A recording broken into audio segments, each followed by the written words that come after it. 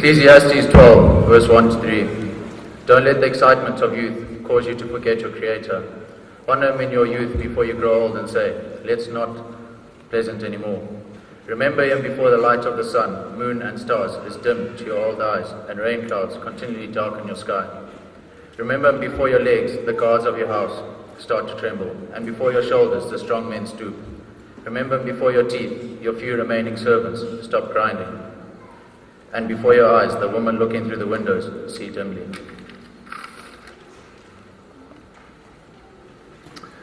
Thank you. Will college please rise for singing the hymn Edmund Rice anthem. Thank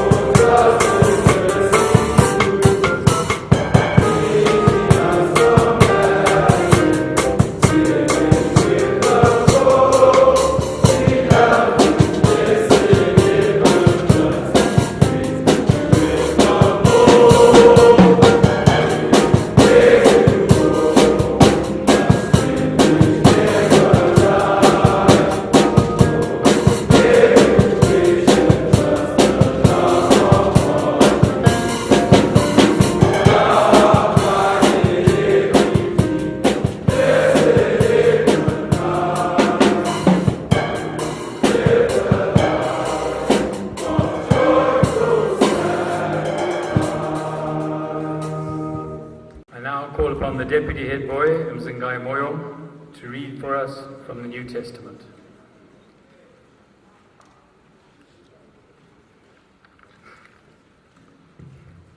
Corinthians 3, verse 4. Praise be to God and Father of our Lord Jesus Christ, the Father of compassion and God of all comfort, who comforts us in all our troubles, so that we can comfort those in any trouble with the comfort that we ourselves receive from God. Thank you. Will you please remain seated, and the chords and the choir will sing the hymn, Jesus, Lover of My Soul.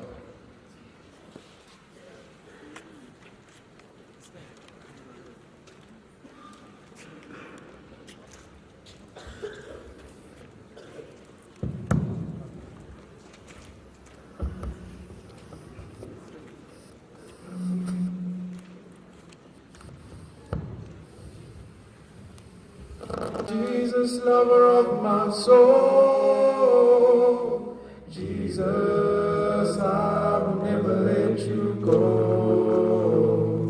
You've taken me from the mighty clay, set my feet upon the rock. Now I know I loved you, I need you. Though my world may fall, I will never let you go. My Savior, my closest friend, I will worship you until the very end. Jesus, lover of my soul, Jesus, I will never let you go. Taken me from the mighty clay, set my feet upon the rock. Now I know I loved you, I need you. Though my world may fall, I'll never let you go. My Savior, my closest friend, I will worship you until the very end. You're the lover of my soul, Jesus. Jesus, lover of my soul. Jesus, I will never let you go.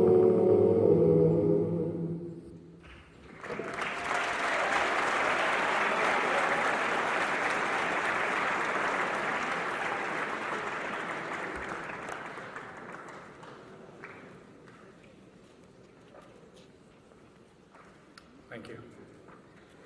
I should now like to call upon Brother Donald Kennedy to pray for us. Brother Kennedy.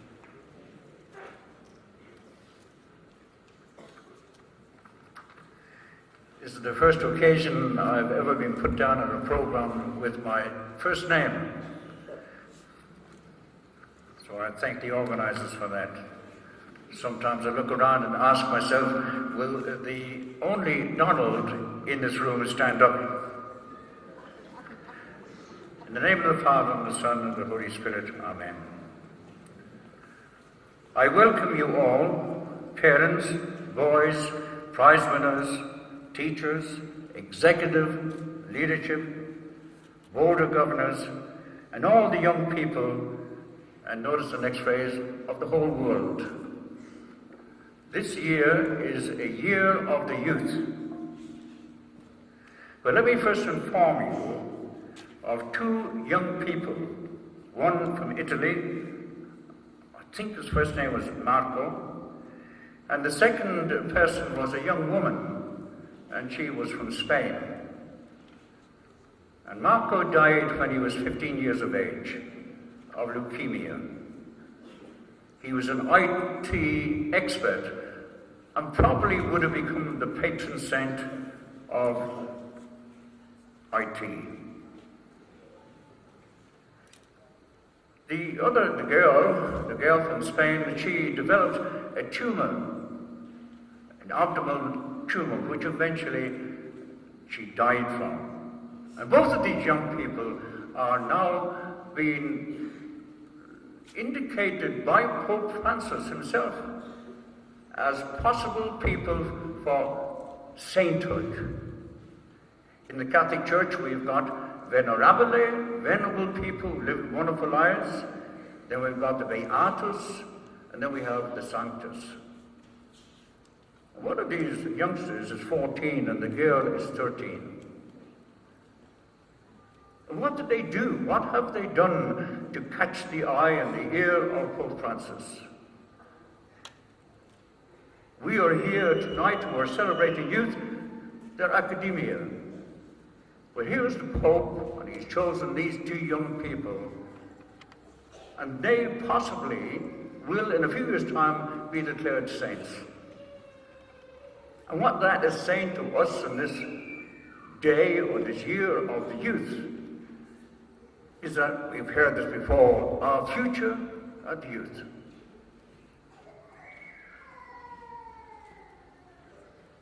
This year is dedicated in the Catholic Church to youth. We are here tonight to honor our youth for their academic success, and our presence here is a prayer in itself. The fact we are here to honor the youth, admittedly they are our sons, we are saying to God, we thank you for our youth, and that is a prayer. But recently, there was another demonstration of the startling ability of the youth we are offering here, and that is, it was held in the school hall, and it was a tribute to modern music. Now, I've been associated with music, with operettas and so on for many, many years. And I thought it was a marvelous statement of what we call today holistic education. And here in a boys' school where a lot of the effort goes into the macho extravagances on the sports field, it was great to see this school, CBC, St. Patrick's College, being able to give an equal showing to the academic people in the school, and also those who got other gifts from God of being able to act and being able to speak. And like the young lad who was the narrator, who was able to control the whole issue. Quite, for me anyway, it was an absolutely marvelous experience. But last night it wasn't so loud, wasn't so nice. At about 2 o'clock in the morning, there was a fierce rumpus in our garden, and our old dog was attacked by 3 other dogs and was torn apart, literally. In some ironic way, that's a sad reflection of our own life. Witness here in very quiet Burrawell. We have police who parade in the streets. We go down into our shops and we find the places denuded. So what we're celebrating here also is life itself. And the prayer that I'm going to read, you say he hasn't started the prayer yet. The prayer I'm going to read is some type of tribute to animals. And the heading is, we learn from animal being. We learn from the animals what they are, living life where it is. And here is the little dedication.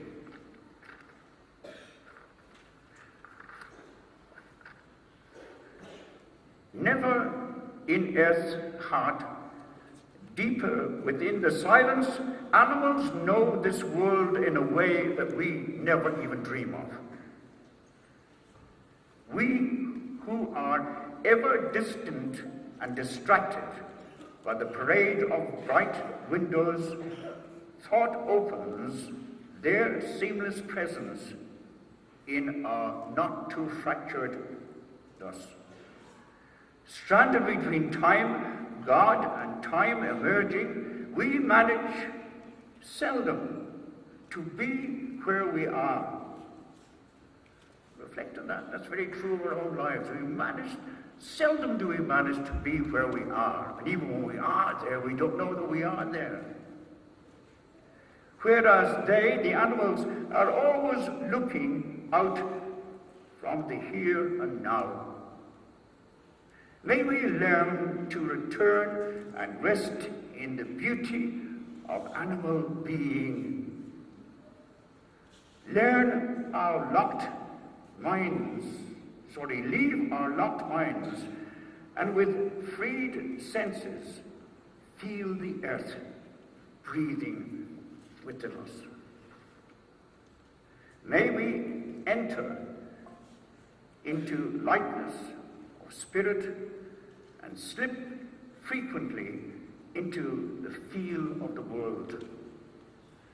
Let the clear silence of our animal being cleanse our hearts of corrosive words. Cleanse our hearts of corrosive words. We want a large dose of that today. May we learn to walk upon this earth with all their confidence and clear-eyed stillness, so that our minds might be baptized in the nature of the wind and the light of the rain. And as an octogenarian, I thank the youth for what they are. Youth that give real life to our faltering steps as we get older. And I personally, as a teacher of many years, congratulate the youth in this school. They've come very, very close to merging the academic with the aesthetic. You grow old in your academia. You grow and develop into another being when you concentrate on things we call the aesthetic, the singing, the dancing, the drama. So let me say as a noter, thank you for the youth. God bless your success, and may that success be a start to the success of your life. Thank you.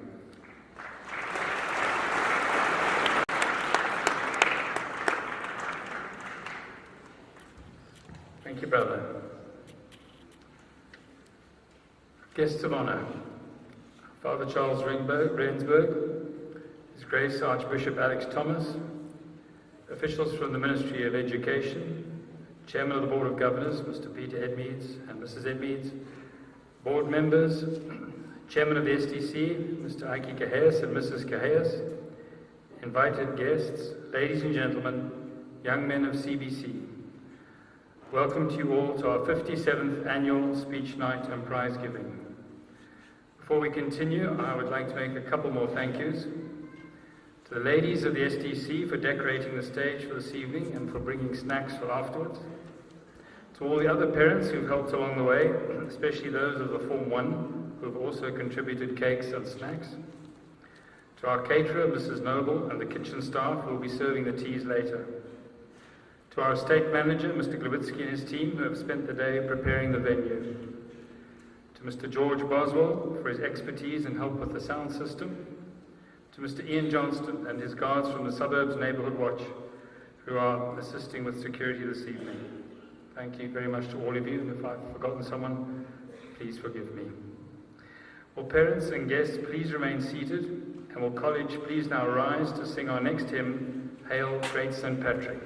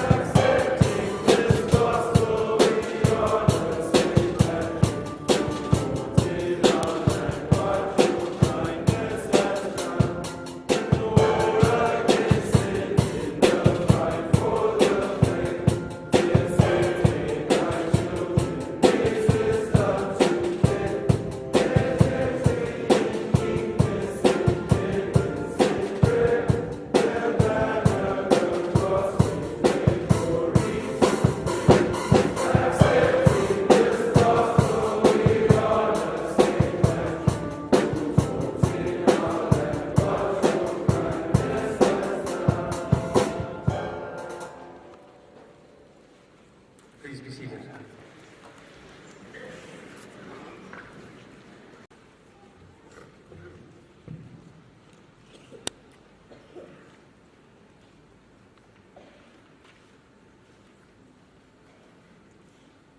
Master of Ceremonies, Mr. Miles Thompson, Special Guest of Honor, Father Charles Rensburg, Archbishop Alex Thomas, Christian Brother Association Rep, Brother D.V.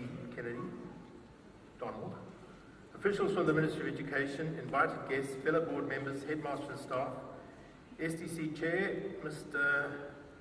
Ike Caius and Mrs. Caius, young men of CBC, parents, ladies and gentlemen. Before we get started, I wanted to ask if any of you had lost a roll of $100 bills wrapped in a rubber band. I found the rubber band.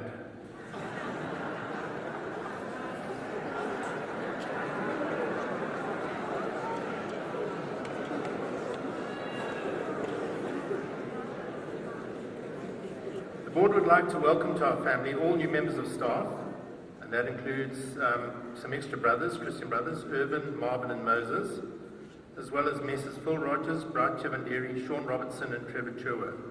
New board members, Mrs. Noe Ciprianos, Dr. Colin Musasanuri and Mrs. Ashley Widdup, and all new members of the SDC and all young men who entered the college this year. At the same time, we would like to record our thanks to those who left or retired during the year. Mrs. William Wandi, Brian Beattie, Alex Fraser, Buds McAdam, and Mrs. Dorothy Manyunyiwa, as well as two long-serving board members, Malcolm MacDonald and Chantal Edwards. We also note with regret the untimely passing of Nigel Martin, who ran the print room, but we are happy to welcome his wife Natasha as his replacement. And Passmore Chengweri is now engaged full-time in the night school, running it together with Brother Alan Riley and other volunteer staff. One subject that will not be covered tonight is that of finance, mainly because anything I say will probably be wrong, and in any case, only valid for 24 hours. Some wag commented that we're all 10 years younger, back in 2008. It would only be funny if it wasn't so tragic. But we Zimbabweans always manage to retain our sense of humour, so here we go. A headmaster, a priest, and a short person. All died in the same freak accident. So when they reach the pearly gate, St. Peter tells them that unfortunately, heaven is a bit full at the moment, so they each have to answer a question correctly for admission. The short person is first, and St. Peter asks, name the famous ship that was sunk by an iceberg. He correctly answers the Titanic and gains admission to heaven. Then it's the priest's turn, and St. Peter asked, how many died on the Titanic? And the priest replied, that's a tough question, but luckily I saw the movie. The answer is 1,283 people. And so he too passed through. Finally, St. Peter turned to the headmaster with this question, name them.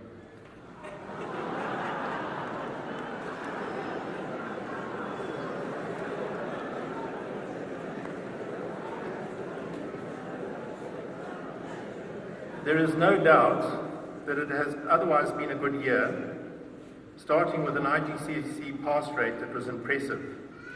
On this one, it has been noted over the years that around 88 to 90% of those who write O-level do gain entry to the sixth form, with those who don't achieve immediate acceptance making good with the missing subjects during the following year.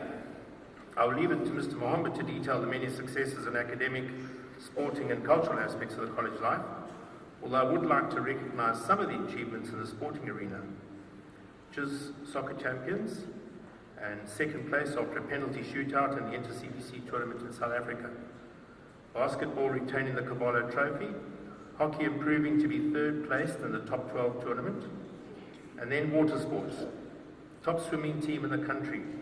In the last 6 years we have won 3 times and come second 3 times, retaining the Grant Tilley Water Polo Trophy and losing by the narrowest of margins the Crusader Cup, 1 goal in a sudden death playoff after ending full-time and the penalty shootout with honours even. And this leads me to my theme tonight, No one wins all the time. Learning to win humbly and lose graciously, and doing both with dignity, is an important life skill. When you're humble, you're being grateful and you're admitting that there are bigger things than you, or there are things bigger than you. Humility is much more difficult than any of us are willing to admit. The right balance of confidence and humility is a powerful combination.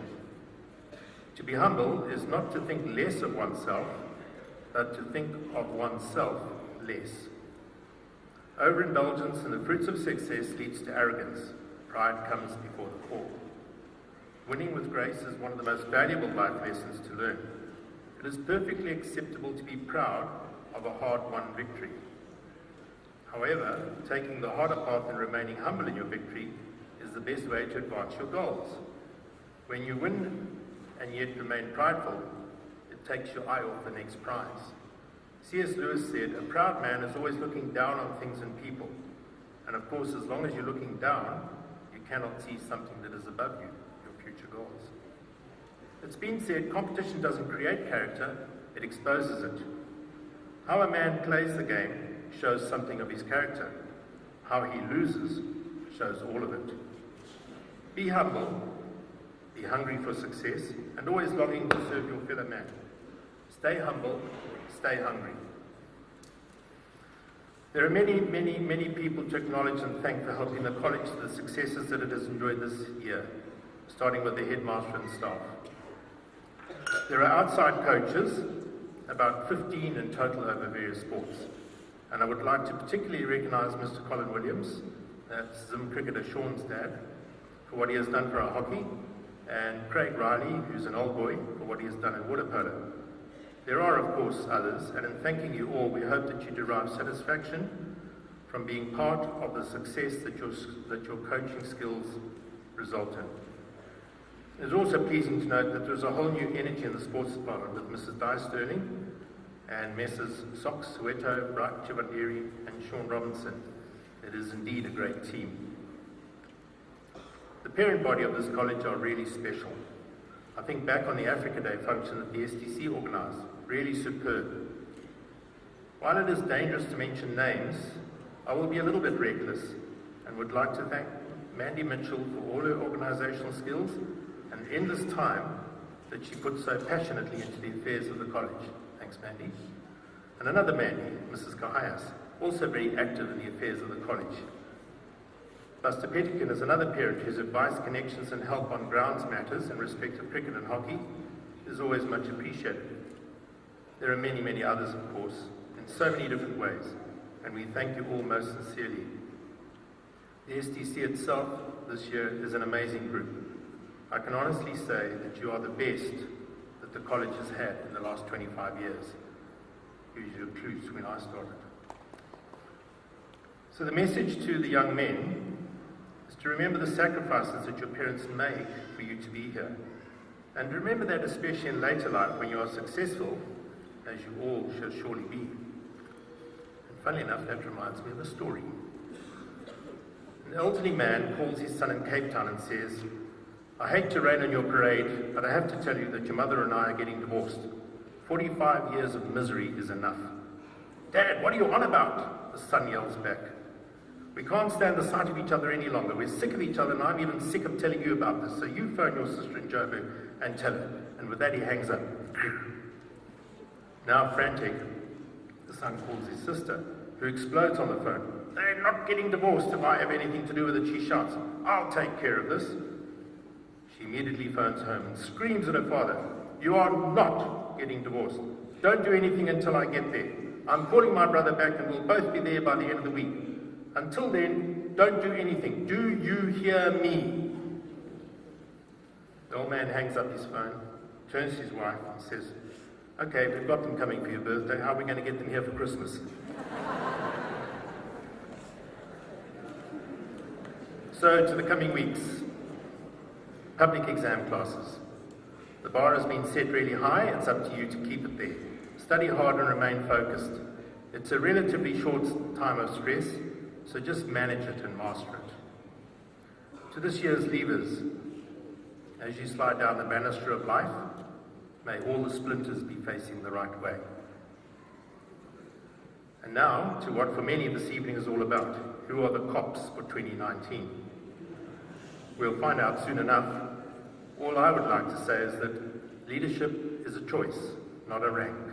True leadership is service of others ahead of self. Please remember that. And before I conclude, I would also just like to mention the Media Club as one of the clubs in the college that has done us really proud this year with their coverage of so many different events. You've done a really nice job of it, guys. Keep it up. So now I conclude with a quote from an American comedian, Robert Orban. He's now 94 years old. Every speaker has a mouth, an arrangement rather neat. Sometimes it's filled with wisdom, sometimes it's filled with feet. Thank you.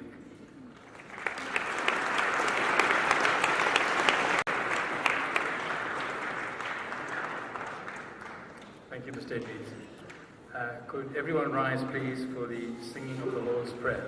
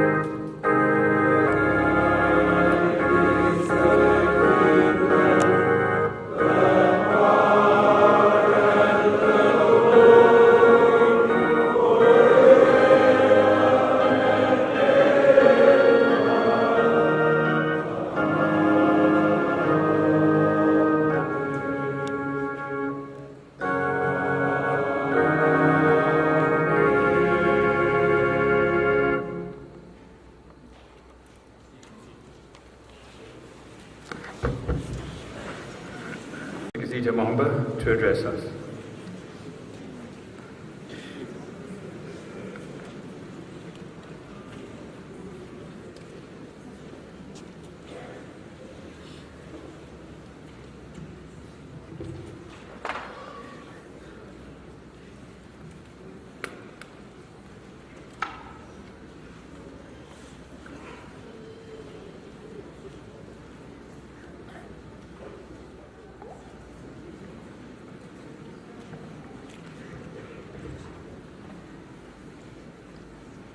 His Grace Archbishop Thomas, a very special guest of honor, Father Charles Rensburg, Chairman of the Board of Governors, Mr. Peter Edwards and Mrs. Edwards, our DSI, board members, our DSI, Mr. Ngwenya, officials from the Ministry of Education, the Chairman of the SDC, Mr. Al Kahais and Mrs. Kahais, the SDC Executive, the Christian brothers, invited guests, parents, friends, well-wishers, fellow heads, staff, and young men of CBC. I welcome you all to our annual speech and prize-giving evening, a special occasion where we come together to celebrate the abundance of talent that exists within our college in a diverse range of areas and disciplines, academic, sporting, and cultural. Congratulations to the young men who have worked tirelessly and consistently to gain recognition this evening. But I must also hasten to say, there are many great soldiers seated here this evening who have fought a good academic fight and run with admirable tenacity throughout the year. They too must be congratulated. The legendary Nelson Mandela, writing to his son, Mkato, in his book entitled Conversations with Myself, from his prison cell, expresses a message that still rings true to all our young men today. Mandela captures the words that I find appropriate to bequeath to you at this special occasion. He says, "My son Kato, remember we live in a new age of scientific achievement, where the younger generation must train and prepare themselves so that they can easily grasp the far-reaching repercussions of developments in the realm of space.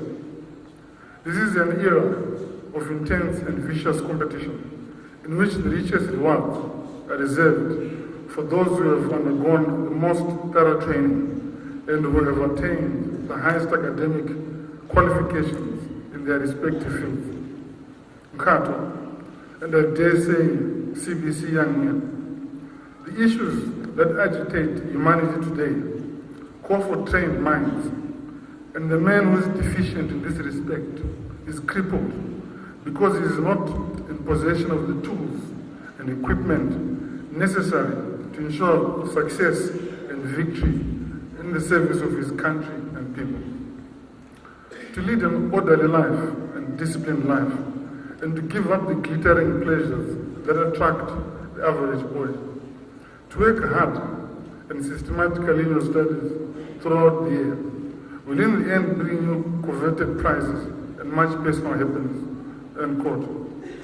It is amazing, ladies and gentlemen, that the words written as far back as 28 July 1969, almost 50 years ago, still hold such profound meaning and advice to a young man today.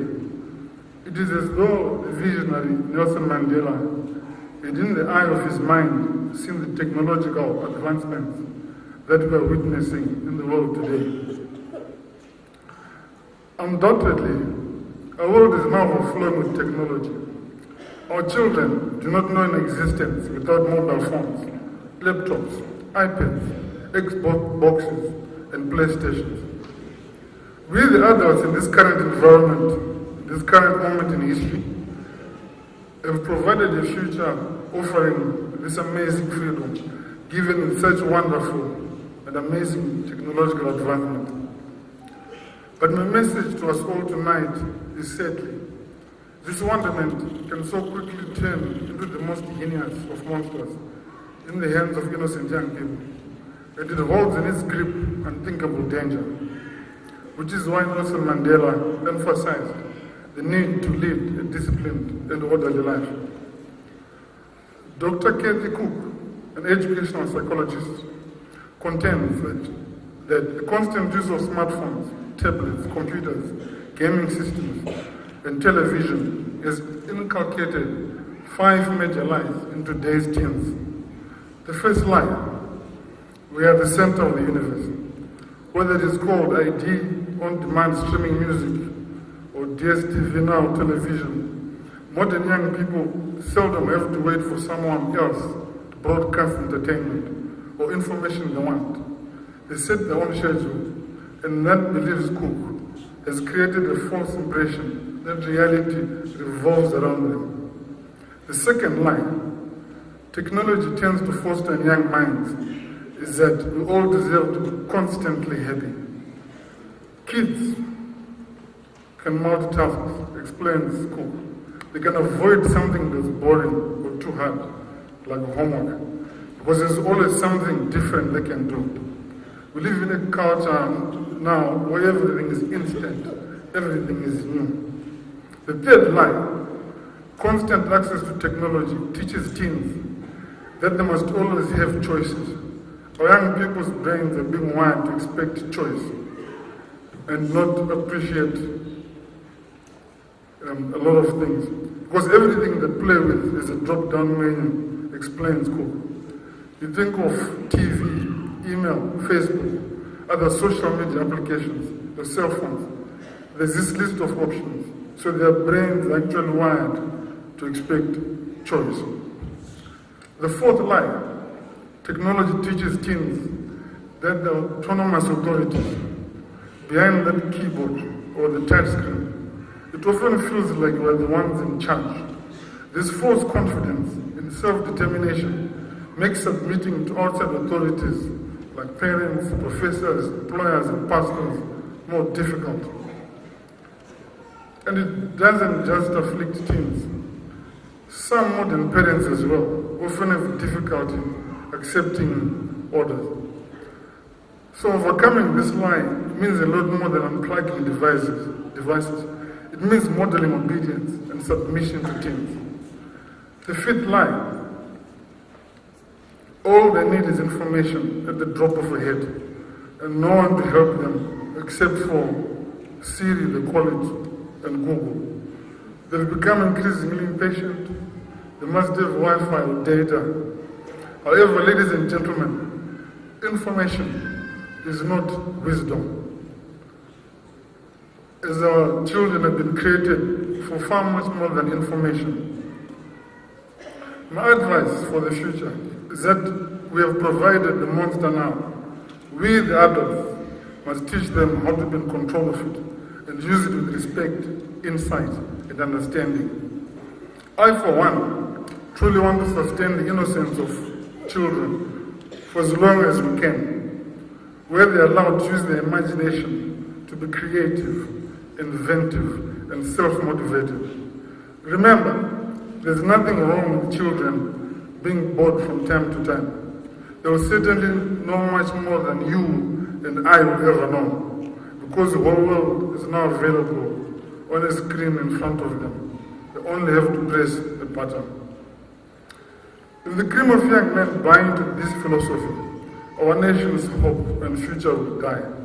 For our hope is now with the youth, fashioned under the Edmund Rice ethos of selflessness, integrity, and service to others. Young men, the opportunities are immense, sacrificially obtained from parents who have given of their best under such trying times.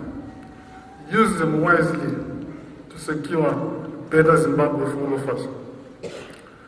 As is tradition, I will give a report on the academic, sporting, and cultural highlights of 2017-2018. At O level, at IGSC O level, our pass rate was 86%, up by 6% from the previous year. Katisam Kura, Muzwetu Vovo, Sibusiso Swanda, Towozi Swanda, Jordan Smith, Ethan James, Ethan Valentine, Colin Dewele, Aarish Naik, and Wade Pelican were recognized by the Ministry of Education for scoring 8 years and above. CBC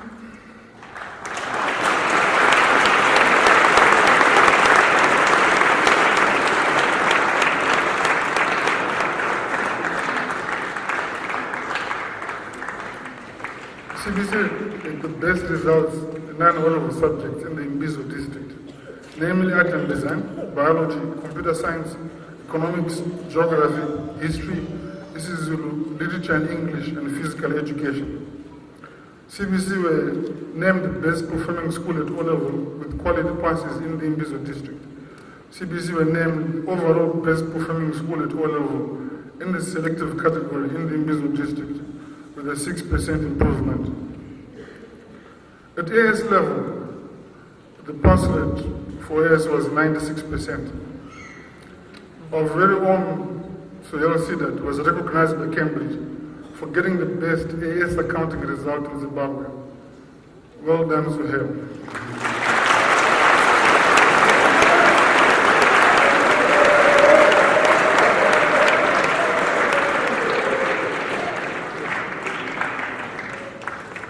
CBC had 100% pass rate in 4 subjects at AS, namely art and design, design and technology, economics, and literature and English. At A level, the pass rate was 95%, which remained unchanged from the previous year. CBC had 100% pass rate in 8 subjects, namely art and design, biology, chemistry, design and technology, economics, history, English language, and literature and English. Ladies and gentlemen, I reiterate, the college has done exceptionally well overall, and this would not have been the case without the unparalleled commitment of our team of staff members. They continue to give of their time beyond the call of duty, term in and term out. I'll ask all the members of staff, please stand. Please stand.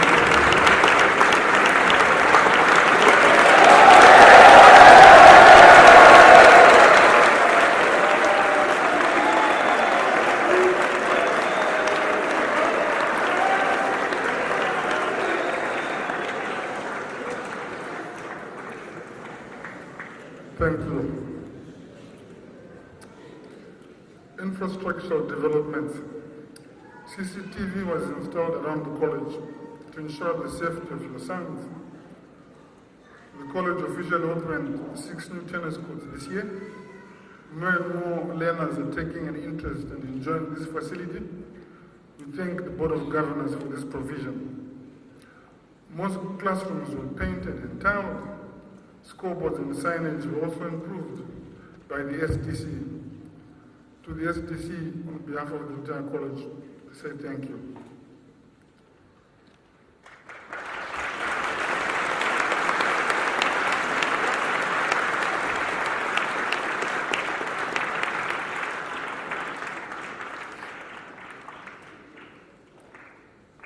Now the sports and cultural activities. In chess, Mashwana Mkondo represented the Bulawayo province. The chess team are the inter-CBC champions for 2018 and have been for the past 6 years. CBC Equate Chess Tournament champions. CBC was silver medalist at the Montrose Open. And the Conservation Club members, Petisem Kura, Wade Pedigan, and Charisma Lovo, and Mrs. Mavinga as a patron, attended the Plastic Oceans Pollution Solution Summit in Dana Point, San Diego, California, USA, in February this year. The whole purpose was to let the young delegates understand that the solution to plastic pollution lies in our hands as the future generation. In debate and public speaking, the juniors were bronze medalists in the 80th junior tournament at Girls College. Mukuzesha Matzira was the best male speaker of the tournament. Rawashiram Davji made the top 10. CBC seniors were semi-finalists at the 80th championships. Muziwetun Love was crowned overall best speaker of the tournament, with John Mangwadez and Tulani Mashawa Tapuzwadeniz making the top 10. CBC was silver medalist in the head championships. CBC was silver medalist in the inter-CBC championships.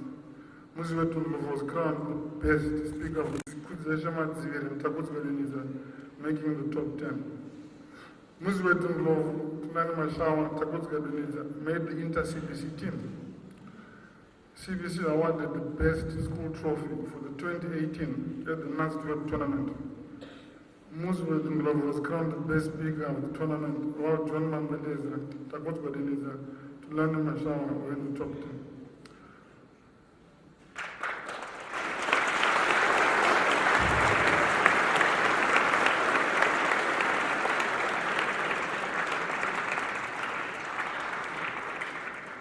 Both the juniors and the seniors were the 2018 district champions.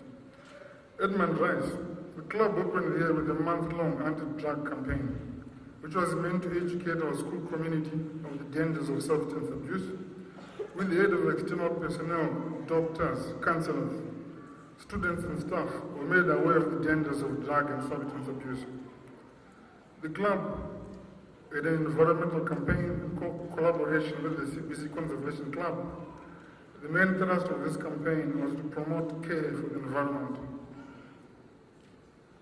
Bins were placed in designated places in the college and posters were put out to remind ourselves of the need to keep our environment clean. The campaign concluded with the cleanup of the Centenary Park.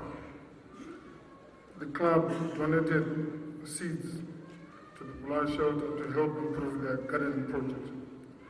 The media club. This club has grown so much to the extent that other schools and organizations want the events covered by media club. They cover all the CBC sporting events and functions. including the inter-CBC tournaments. The videos that they produce come in handy for coaches. They also produced the 2017 edition of the Partition. Partition is the school magazine. Thank you, Major Club.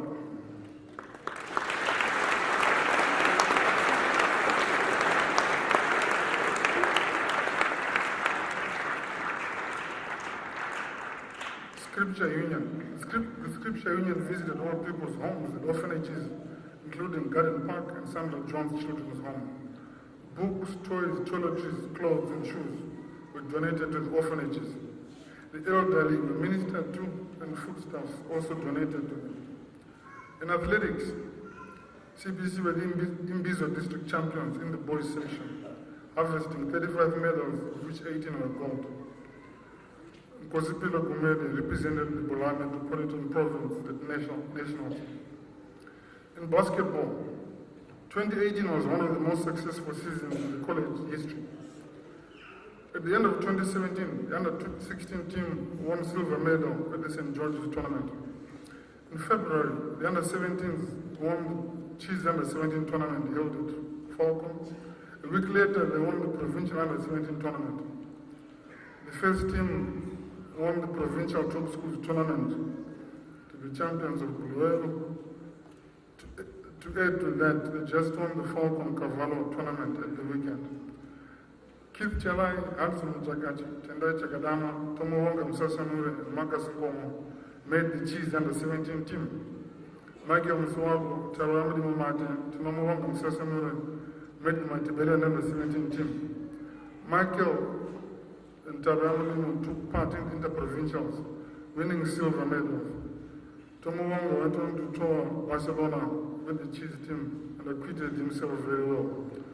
Teramalimo was selected for the Zimbabwe under-17 team that toured Namibia in August, winning gold in the Kosasa tournament. Davison Chivero toured Germany with the Platinum Sports Group, also in August. In cricket, Timothy Judge scored a record 150 runs, not out, at the St. George's College in 2019.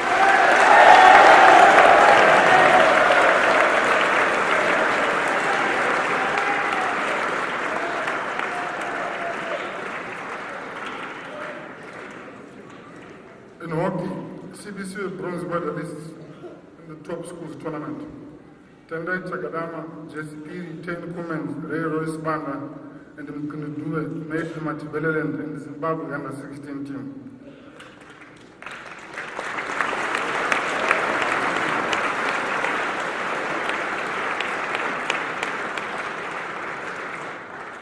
Timothy Judge, Priscilla Dube, Wade Pettican, Riley Metal, Jordan Links, Wukanemo, and Aarish Naik made the Matibeleland under-18 team. They all went on to make the Zimbabwe under-18 team.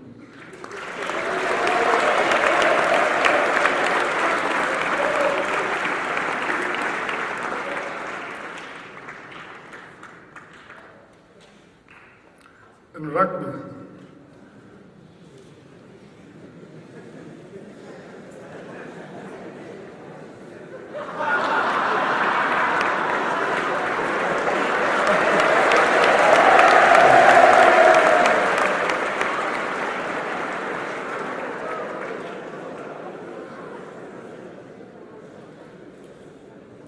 a lot of good things happened. Ethan Ferguson, Saxon Pedigan, Gillon Pedigan, Caesar Paradzai, Ntumeleng Matiwaza, Mondlod Mpofu, Vandile Moyo, Justin Stein, Obongile Ngube, and Daniel Widow made the Matibeleland of under-14 team. Saxon Pedigan went on to represent Zimbabwe under-14 at Craven.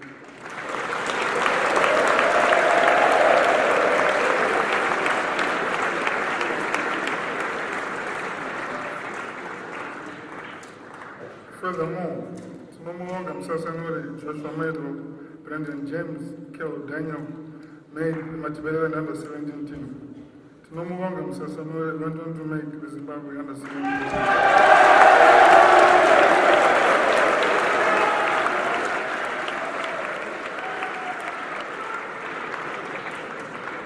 In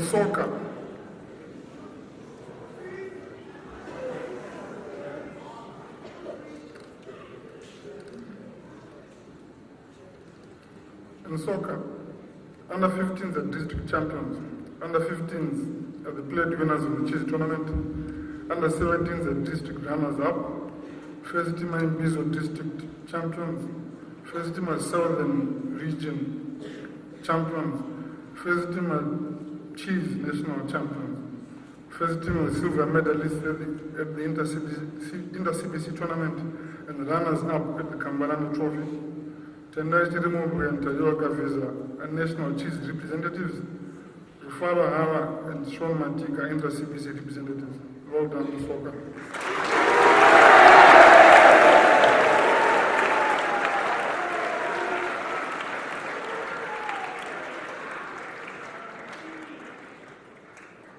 In squash, Daniel Widop and Sebastian Benz under 13 national representatives.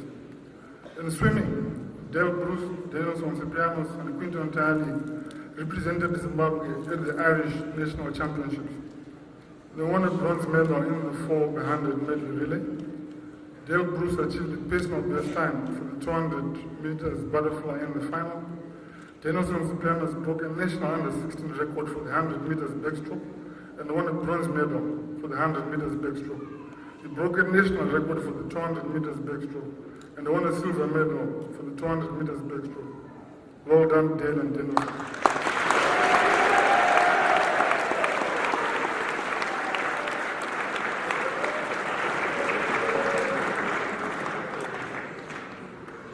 In the inter-house gala, 12 records were broken. CBC are the inter-schools relays champions in Matibeleland. CBC are the inter-schools swimming champions in Matibeleland, where 4 records were broken. CBC are national swimming champions. The following records were broken, 10 in all, at the National Inter-Schools Gala. Quinton Tally broke 2 records. Under 20 50 meters butterfly and 100 meters backstroke. Ocean Lacey under 20 100 meters breaststroke. Dale Bruce under 20 100 meters freestyle and 4x50 meters individual medley. Josh McConey under 17 50 meters butterfly. Under 17 50 meters butterfly. Dis Priamos under 17 100 meters backstroke and 100 meters freestyle. Corey Merritt under 15 50 meters breaststroke. And under 15, also broken under 15 breaststroke relay. Well done to all those gentlemen.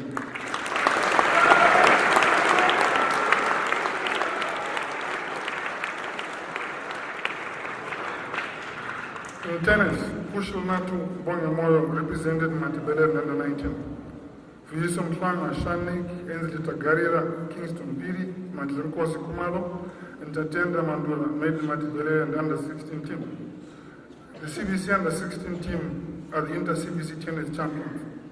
Daniel Widop and Vuyisum Tlanga made the inter-CBC team. In volleyball, CBC are the Imbizo district champions for 2018.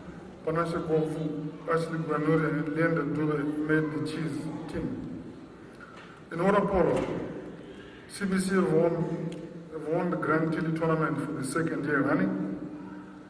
Josh McConey, Kel Daniel, and Jamie Mitchell made the under 17 Zimbabwe team. Ocean Lacey, Tane Mitchell, and UN Nisbet made the under 18 Zimbabwe team. Well done to you all.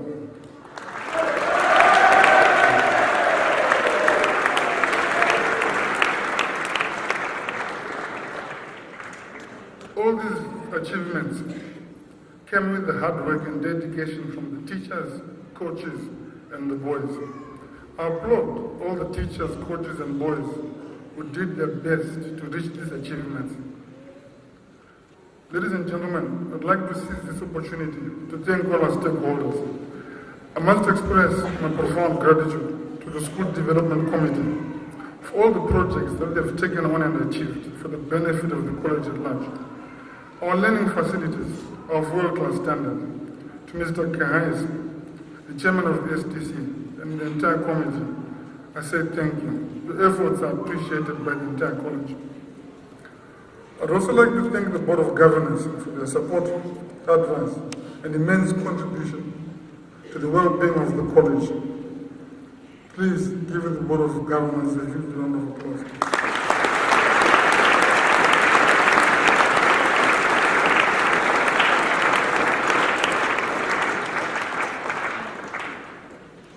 Thank you to the administration staff for your excellent and smooth way you are running the offices.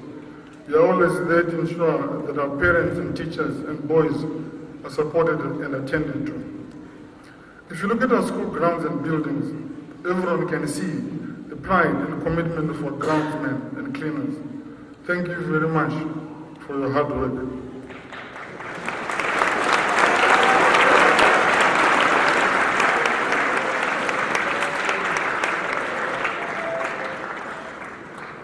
To the Christian brothers, whose spiritual support is greatly valued, thank you for your prayers. To the prefect body of 2018, your assistance in upholding school standards is greatly appreciated. You served your college with pride. Well done to you all.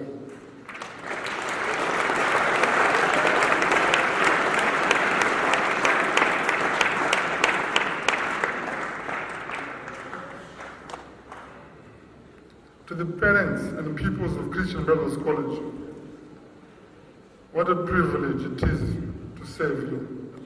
Thank you all for your support and cooperation.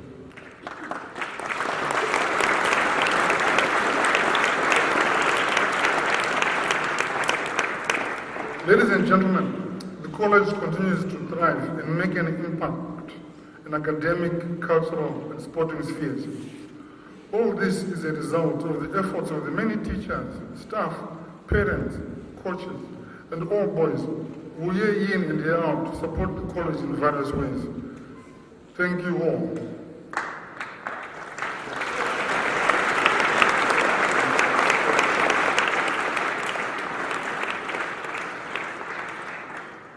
The college values open communication, cooperation, and teamwork. Qualities which have carried us this far, and the same qualities which I believe are essential in facing the social and economic challenges we are currently going through as a nation. CBC, like any other institution, has not been spared from these challenges. However, I believe that with the continued spirit of togetherness among the staff, pupils, parents of Christian Brothers College, we will continue to march on, prosper, and keep alive the legacy of the college. All the Heavenly Father, who blesses us each and every day with more than we all deserve. Ladies and gentlemen, I thank you all for attendance and attention this evening. Very late Hadebe.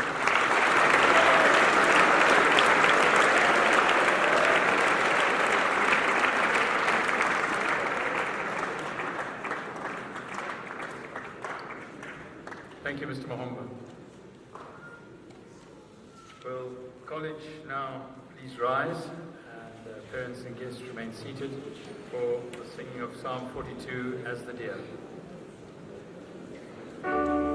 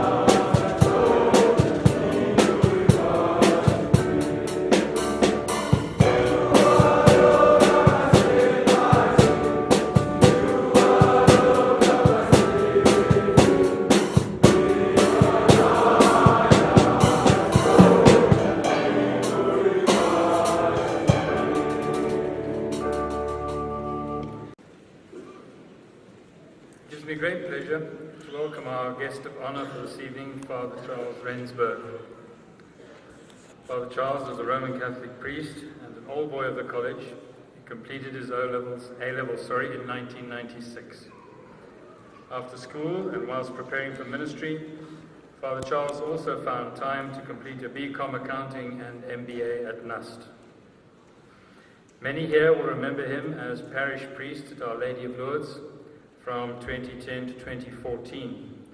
And from there he moved to St. Joseph's Scholastica in Pietermaritzburg, and from there to Johannesburg as financial administrators for the Oblate congregation in South Africa. In addition, he is director on the board for Global Impact Investments with the Oblates of Mary Immaculate United States, and in South Africa is a board member of the Pembani Group, Momentum Infrastructure, and Silver Street Capital. Father Charles brings with him a wealth of experience from both the church and the world of financial administration, and we look forward to hearing him speak. Let's welcome him home.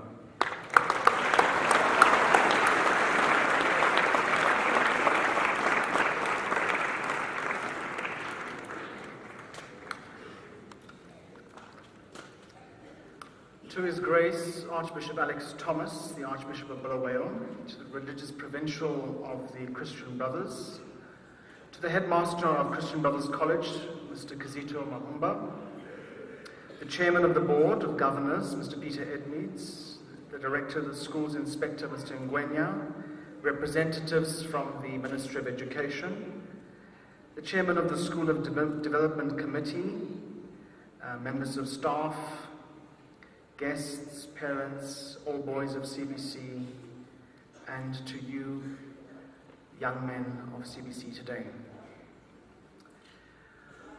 I come to you this evening with the particular theme of education and innovation.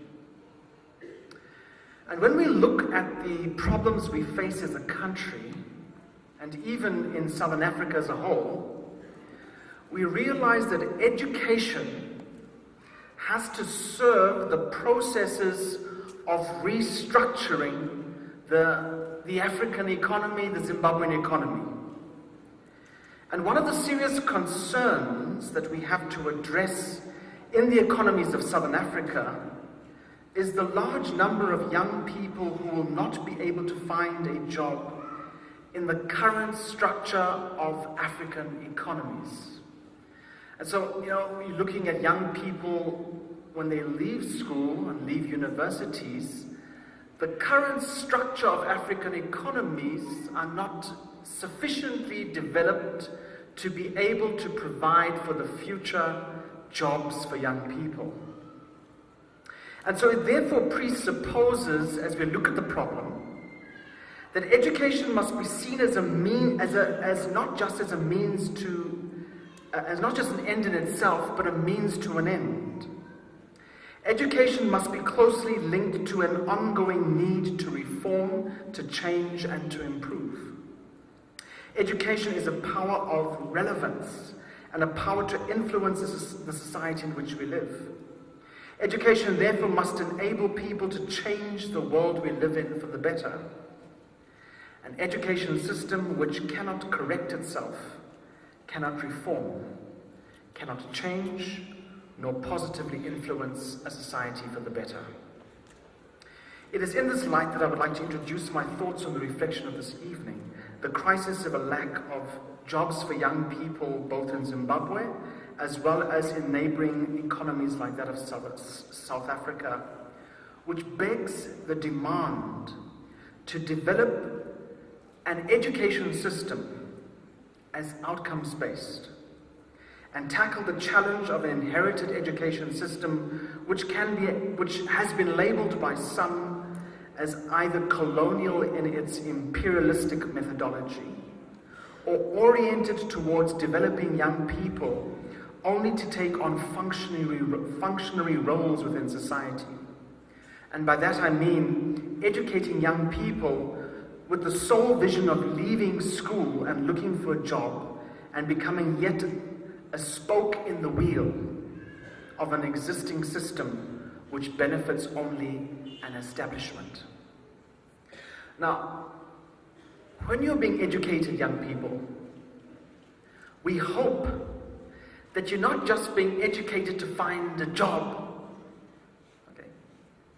And if we are educating people only to, in some sense, fit into a job structure, okay, we are, in some sense, we are perpetuating a colonial education system. Because such a methodology, if it is perpetuated, keeps people subservient. Education is not used to make people, education is not used, if it is not used properly, is designed in such a way to make people think creatively if it is well designed. And if it is well designed, it forces people to think in creative ways. If education is, in some sense, functionary, it creates a culture of dependency. It creates an overt compliance methodology which robs young people of an ability to think through problems. It develops an expectation that someone else will solve our problems. Now, I'd like to emphasize this point, that if our education is not resolved, it creates the expectation that somebody else will solve our problems. And we see this in the way in which we look at our economic recovery in Zimbabwe. We hanker after foreign investment with the erroneous belief that foreign investors will come into our country with lots of money and plenty of ideas and give us jobs that will enable our country to prosper. When we want to solve our economic situation, we first have to find good ideas for ourselves and not just look for money. We follow good ideas and money will follow. I believe an education system that has not been reformed will stunt the process of thinking through problems and generating our own solutions long before we search for foreign investment. The reform of our education system requires, therefore, not a denial of Western philosophy. That would be very naive. Rather, the reform of the education system in Africa requires the implementation of a new pedagogical method of how we educate young people. I believe that the reform of the education system in Zimbabwe is a change of mindset, both for the educator as well as for the learner. And the mindset change that I propose for our reflection this evening is that education has to be oriented towards understanding the causes to problems, seeking to solve those problems ourselves, and to be able to generate several possible solutions which can be tried and tested. In a word, education as a means by which to change the world has to become oriented towards enabling innovation. And what do we mean by innovation? By innovation, I mean innovation is the ability to solve problems in a creative way. Innovation is to see an opportunity which others cannot see and to make that opportunity happen. Innovation is to do things in a way better than the previous generation. Innovation is to liberate a creative energy through the power of knowledge. And so our reflection this evening, I would like to proceed to ask the question, what are therefore the drivers of innovation within the education system? Or to put it differently, how can the process by which we educate young people make them innovative problem solvers or innovative opportunists? And I ask this question in the background of a need for innovation which in some sense is clearly lacking in our Zimbabwean context.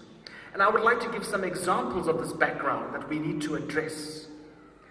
One of the concerns of a lack of innovation happening in the Zimbabwean economy is the visible sign of a lack of manufacturing.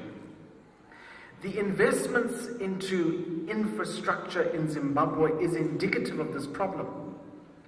We are constructing more and more malls and shopping centers as outlets for products which have not been produced in Zimbabwe.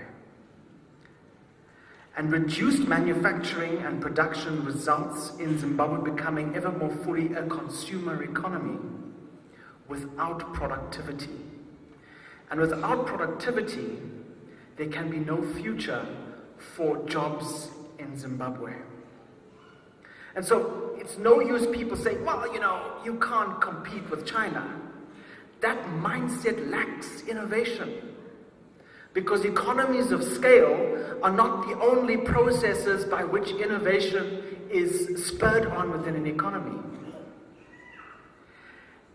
The visible sign also of a lack of innovation we see in the education system in Zimbabwe is educators are more focused on getting learners to pass theoretical exams without interfacing learners with the problems of the context of what is happening in Zimbabwe, and getting learners to think through the problem-solution dialectic. Education has become too theoretical and disassociated from problem-solving. And I will come back to that point. And this is the point maybe I can come to. Zimbabwe is statistically one of the leading and most literate countries in Africa, and with the most academically acclaimed graduates on the continent. And yet, with this visible sign of so much success, why does this not translate into a prosperous economy? Education cannot just be a means towards social status. Education cannot just be an end in itself as a propriety for social status. It must be a means to transform an economy. And so educators, and I'm asking educators, they have to interface the learner with the context of problems and get young people to say, well, how do you solve those problems? As opposed to just learning theoretical knowledge. So allow me to return to the question. What are the drivers, therefore, in the education system of innovation? What will drive innovation in your education system here in Zimbabwe? And I believe there are three drivers. The first driver is innovation is driven by an ability to establish interconnected relationships. Now, within the global economy, all goods and services are generic. By this I mean what is produced in Zimbabwe can be produced anywhere in the world. Gold, diamonds, platinum, you name it, can be found anywhere in the world from ready suppliers. So we have to ask ourselves the question, what will make external buyers purchase our products of gold, platinum, silver, various products from Zimbabwe? Why would they want to purchase something from Zimbabwe as opposed to any other country? And the key innovator would be is an established interconnectedness with others. If we are able to establish relationships with other people in a positive way, we can sell our products, which are generic, and create loyalty to with our clients to be able to buy what we are selling. But if we do not develop that skill of developing interconnected relationships with others, people will say, well, I can go and buy those products somewhere else. We have to realize in our Zimbabwean history, we have overemphasized sovereignty and self-determination to such an extent that we have downplayed the importance of interconnectedness with others as a basis for prosperity. And you see that this is what the President Mnangagwa was doing at the moment. He's running around and visiting all these people and saying, let's establish an interconnectedness.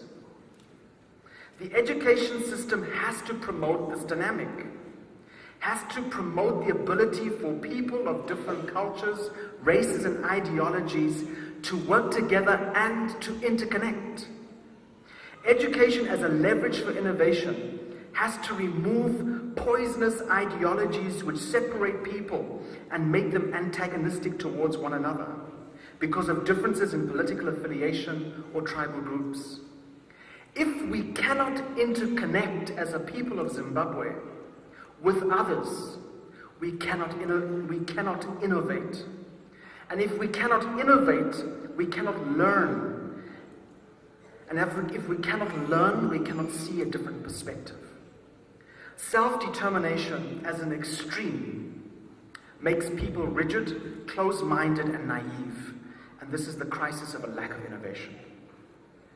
The second driver for innovation is driven by cooperation. And by that I mean, you cannot just emphasize entrepreneurship, which is single-handed business activity. You cannot emphasize entrepreneurship as the sole method by which jobs will be created. Innovation demands that entrepreneurs work together in a system. And if they're not working in a system, they cannot be competitive. There is a growing recognition that we have overemphasized entrepreneurship, the individual person starting a business, as a means for job creation in the country. I do not want to disregard the importance of entrepreneurship, but cooperating together as entrepreneurs to form a network of entrepreneurs in a system is what creates innovation.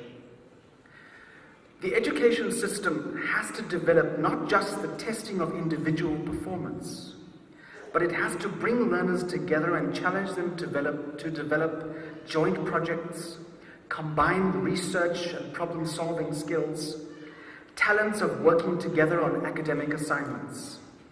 Education has to help learners understand how a system functions and how they can contribute towards making that system work.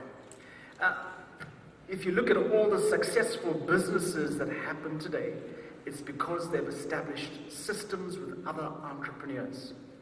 And when we try to develop that system for Zimbabwe, it starts in the schooling environment. Okay?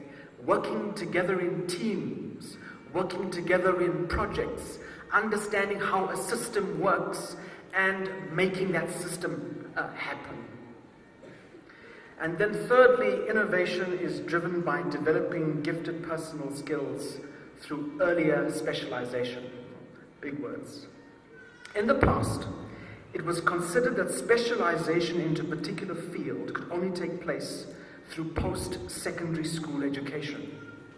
But evidence now suggests that some of the most innovative companies are harnessing young talent between the ages of 22 and 29. And this presupposes that specialization into key areas is taking place at an earlier stage. In South Africa, for example, there has emerged a growing phenomenon of specialist schools in secondary education, at secondary education level.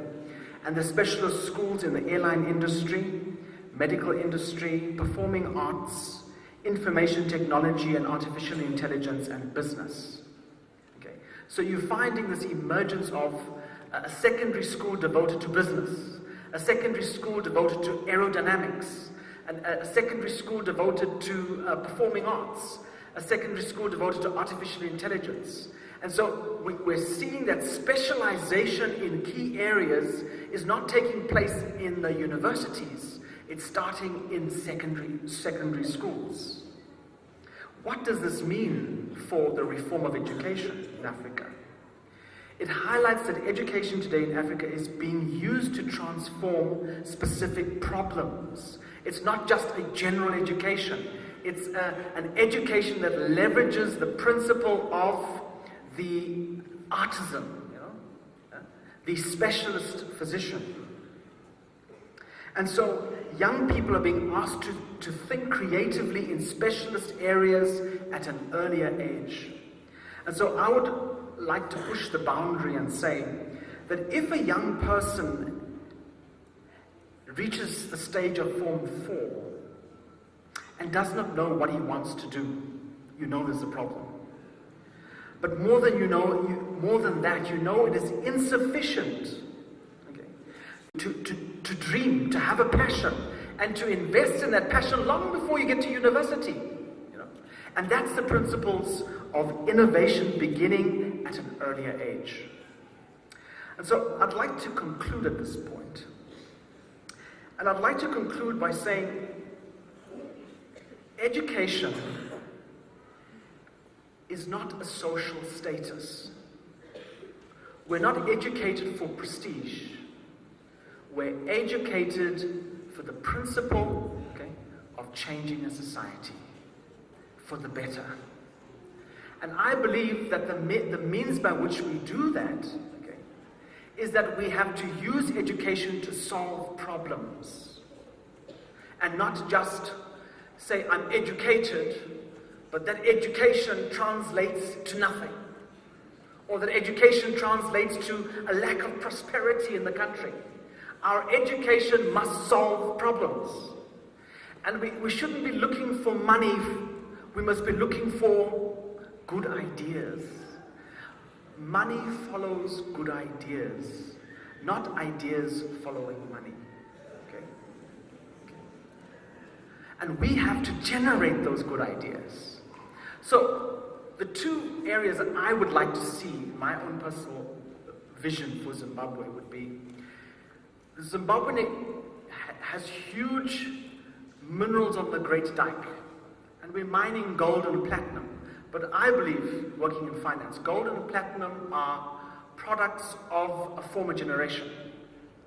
The things we should be mining are the products that develop battery technology.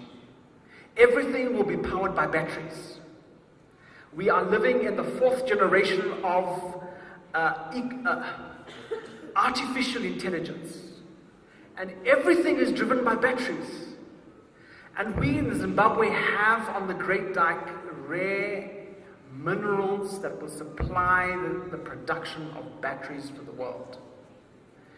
That's innovation, okay? Something new. One of the things that I would like to see is climate intelligent agriculture. Not 1 year you have a bumper harvest and the next year you've got poverty. You have to have climate intelligent agriculture. And we can innovate that so that we can have a stability of growth. So, innovation is having a dream. And if we don't have a dream, we're 2 steps behind. And we remain subservient to the people who have those ideas. And it's better that we generate them ourselves.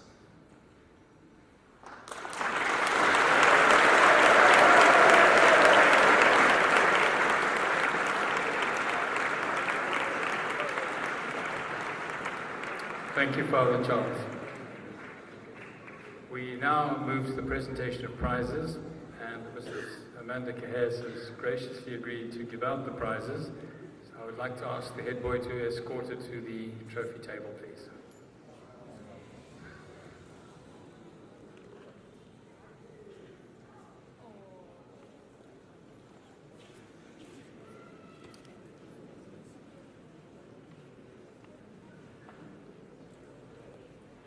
The Notando Magagula Cup for Musical Appreciation in Drama, Sibusiso Makosa, and the Lambert Porter Trophy for Service to Music, Zachary Magwell.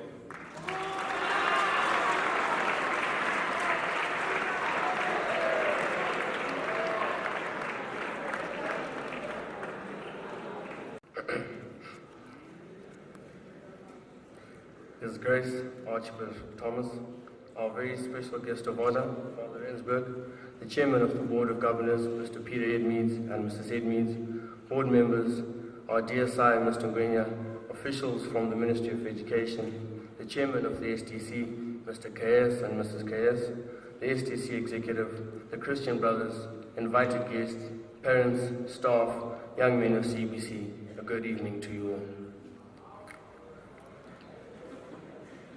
Today is the day we have all been waiting for. I stand before you all absolutely humbled and honored to have been head boy of CBC for 2018. It has been an enjoyable experience. I am grateful for having been appointed, as I have learned so much.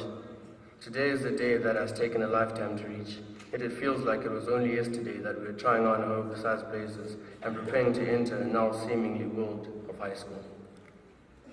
We have all gone considerable, often difficult changes during our time at high school, starting as hormonal, terrified Form 1s, about to enter a new chapter in life, changing into obnoxious Form 4s and upper 6s, and eventually maturing into the people we are today, functional adults, ready to start another, more arduous and more daunting chapter. This lesson on learning to accept change will forever help and guide us throughout our lives, especially in today's ever-fluctuating world. I remember the first day I came to CBC in grade 7. To give some context to those who are not aware, I came to the school for one day in grade 7 to see whether or not I was ready and willing to change schools. Only now do I realize that that day was easily one of the most important and life-changing days in my life. We would not have learned such lessons without our precious teachers. These amazing people have guided us through tough times and given us fond memories for our time at CBC. They have inspired us. They have been like family to us. For this, on behalf of the students of the Christian Brothers College, I'd like to thank you, teachers, for everything you do for us. I would like to mention some teachers in particular for personal impact they have had on me in my time at CBC.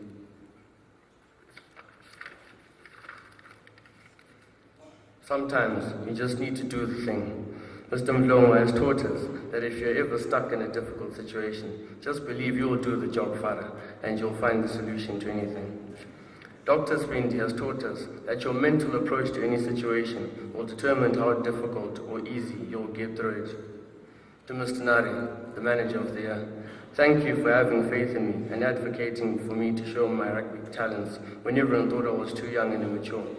You and Mr. Mlomo have done more for me than I can thank you for. To Coach Vandini, in the few months we've known each other, I've learned so much from you, and I have faith that the Hornets of next year are in good hands. I wish you the best of luck. And to the Godfather, Mr. Swanda, you have given us the serious reality checks we need when we need it the most, and you have forever changed the way we perceive and react to different challenges. You have better equipped us to handle real situations we are going to face once we leave the gates of CBC. Thank you. I would also like to thank those that have been with us throughout this journey, our peers. I thank the upper sixes who have been an absolute pleasure to lead. The time 10-20 will never be the same without the endless laughs of the pack, while watching Jafta, Alphas and Bokani carry out their creative and entertaining comrade sessions, while Steezy laughs like he has been possessed. I wonder who will motivate me with philosophical quotes when Fui is no longer around. And afternoons will be less lively without the heated but pointless arguments between Lua and Fezili. As for Tino, if I start talking about you, well, we'll be here all night. I now move on to the future leaders of CBC, the small in stature but large at heart seniors. You guys have shown yourselves as worthy leaders during your time of shadowing, acting, and now with your appointment as full-time prefects. It has been a pleasure and an honor to work with you, and it is most evident that you have changed into respectable young adults. I look forward to seeing the progress you make for yourselves, as well as for CBC next year. To the class of the hour, the CBC class of 2018, I would like to say thank you for the amazing lifetime memories and friendships made with each and every one of you. Without you guys, none of this would be possible. It was in fact due to each of you that I am able to stand up here and represent you. You have been the true embodiment of I am my brother's keeper. You have watched over each other, and you have developed a fierce sense of loyalty for each other. Please keep in touch, because the brotherhood formed here will last a lifetime. I will greatly miss the pack. I doubt I will ever have friends as loyal as you guys. I will greatly treasure the memories you have made together. We have finally made it to the end of the race. It has been an incredible honor being able to know and connect with each and every one of you. There will be final hugs shared and final goodbyes said for some, but the memories will remain. I wish you the best and utmost for your future. See you soon, Reloaded.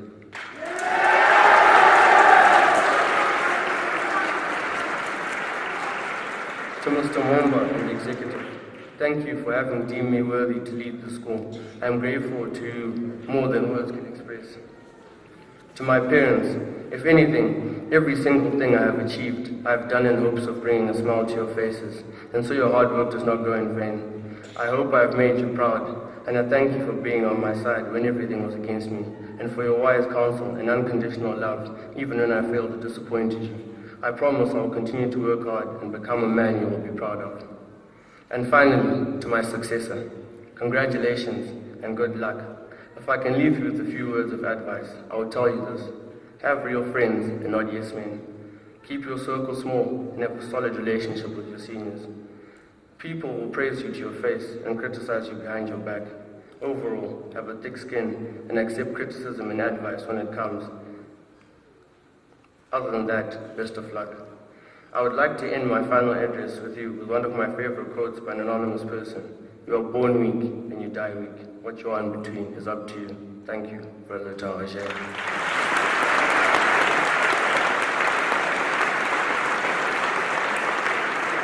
Thank you, Mark.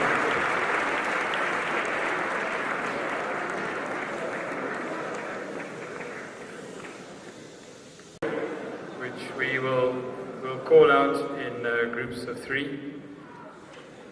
And if your name is called and you're coming down these stairs, come down slowly. We don't want any accidents.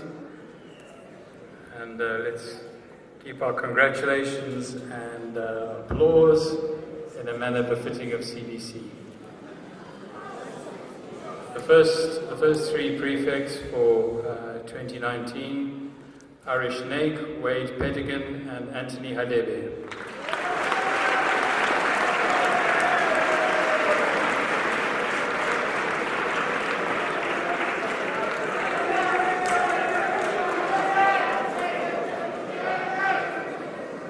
Thank you.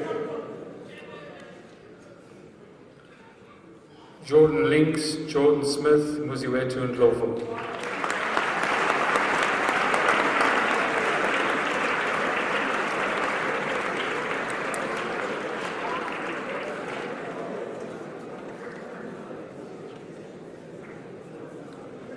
Mbongeni Mtunzi, Ewan Nesbitt and Sean Matika.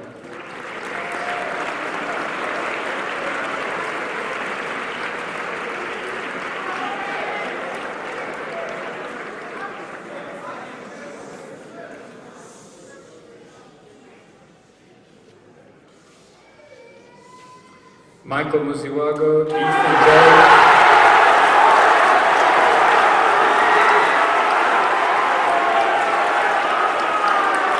Thank you. Thank you. Ethan James and Buyani Bebe.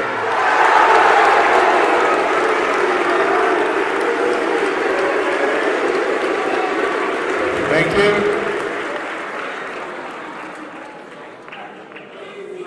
Thank you. Zibusisu Masoko.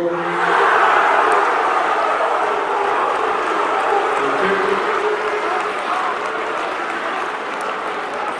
Thank you. Slavakashi Moyo and Dexter Petterway.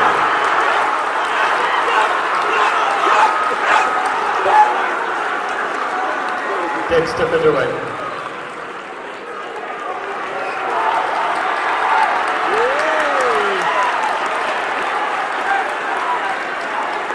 Thank you.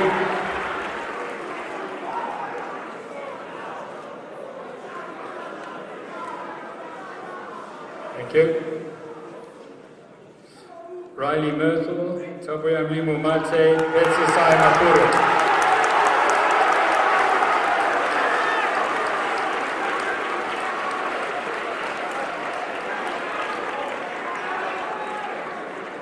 We got Betsy Sai Makura, did we?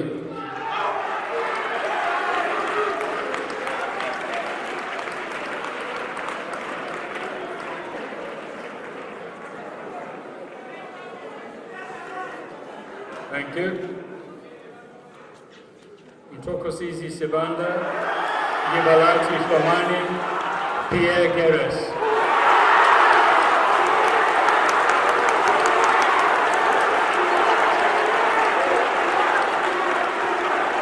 Thank you.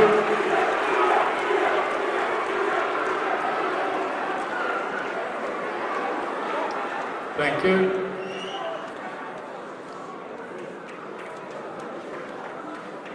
Ben Evans, Tomobongo Musasanuri.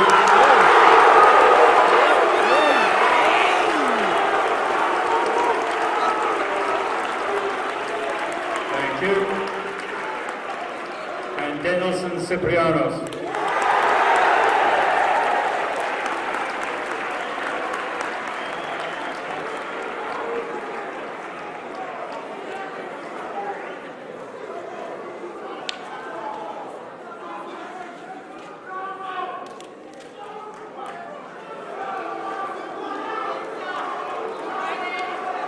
Thank you.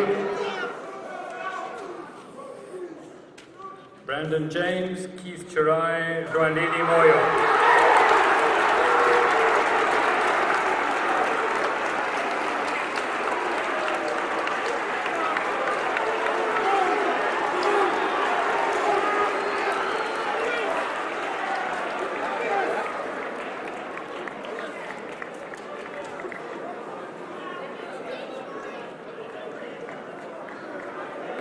Thank you. And the last two, Joash Dante Mokoni and Stavros Kihayas. Yes! Yes! Yes! Yes!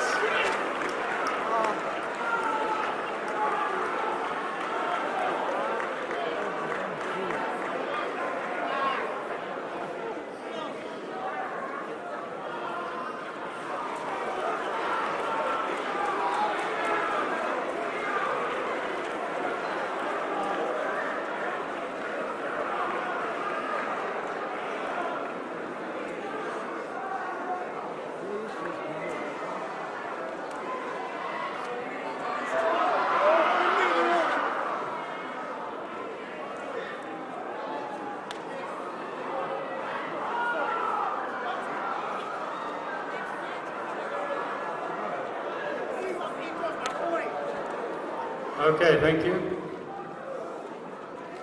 We now move to the executive for 2019.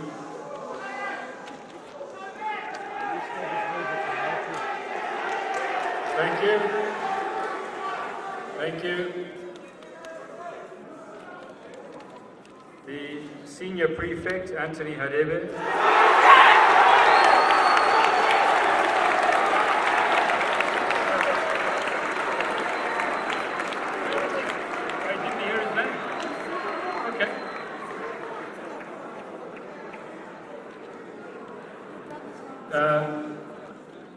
I think someone didn't hear his name. Stavros Kahanis?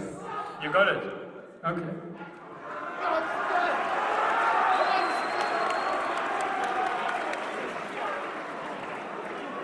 Okay, thank you.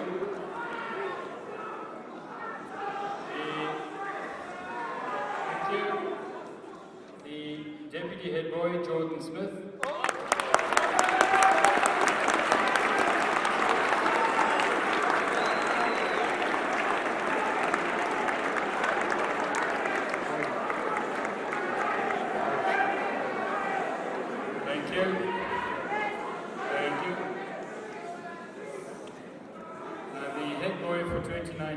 Aarish, Naik.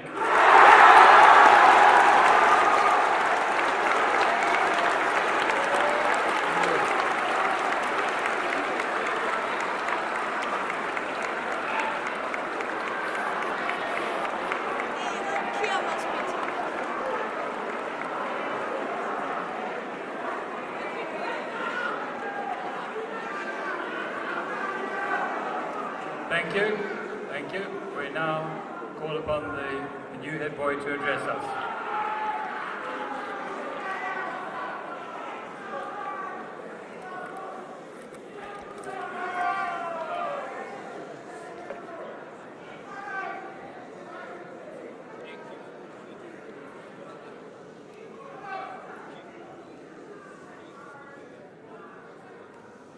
Good evening, Mr. Moomba, the Board of Governors, Guest of Honor, Father Charles Rensburg, members of staff, invited guests, parents, and young men of the college. The future belongs to those who believe in the beauty of their dreams. This quote by Eleanor Roosevelt expresses how I feel tonight. My dream has become a reality. I am truly humbled and honored to accept the position as head boy of the college for 2019. I am grateful to have your trust in me, and I promise to carry out my duties as head boy with honor and integrity.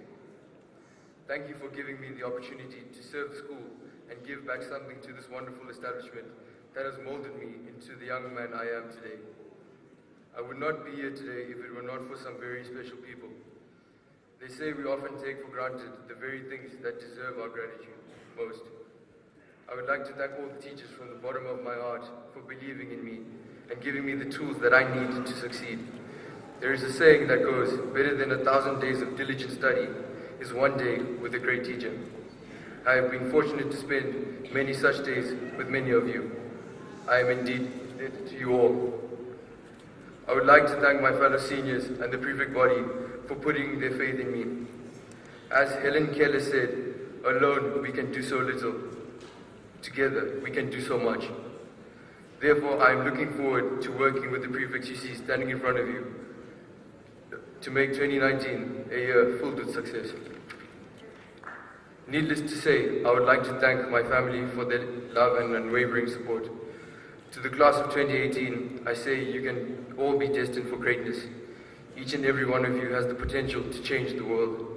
Remember that tables turned, bridges burned, you live and learn, and oftentimes it's the journey that teaches you a lot about your final destination.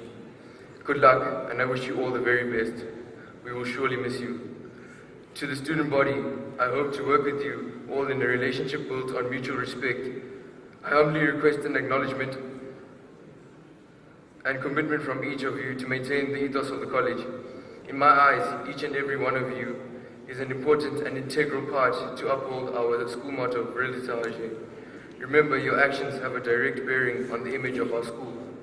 I would like to share my simple philosophy on life. Be good, do good, be kind, be pure, speak the truth, control your anger, give up hate, hurt no one, know thyself, be free. God is the goal, worship is the way. Live to serve, love and pray. This is the way to God. Thank you all. Have a very good night.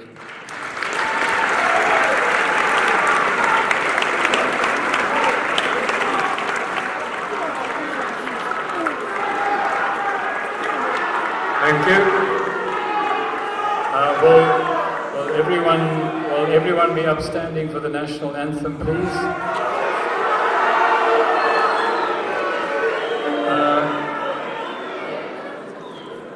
Before we sing the national anthem, if you could please, when we've finished, allow the stage party to exit and congratulate the prefects, after which everyone will come forward, and after that tea will be served up the two aisles. So let's sing the national anthem.